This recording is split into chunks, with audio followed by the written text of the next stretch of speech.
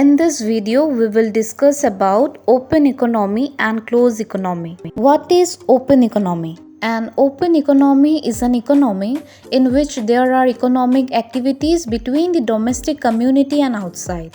People and even businesses can trade in goods and services with other people and businesses in the international community, and funds can flow as investment across the borders.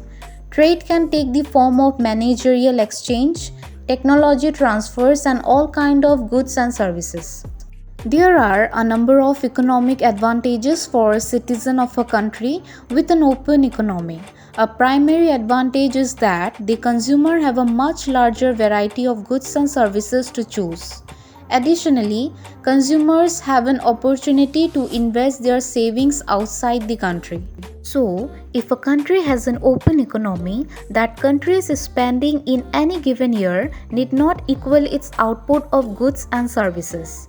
A country can spend more money that it produces by borrowing from abroad, or it can spend less than it produces and lend the difference to the foreigners. And next we have closed economy.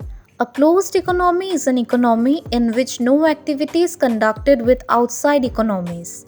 A closed economy is self-sufficient, that is, no imports are brought in and no exports are sent out. The goal of such economy is to provide consumers with everything they need from within the economy's borders. A closed economy is the opposite of an open economy, in which a country conducts trade with outside regions. Maintaining a closed economy is difficult in modern society, where certain raw materials such as crude oil have such a vital role as inputs and final goods. A country is forced to import if these resources are not naturally within its borders. Some sort of closeness of an economy may be justifiable because an open economy runs the risk of becoming overly dependent or having important industries not developed if domestic producers are not competitive at low international prices.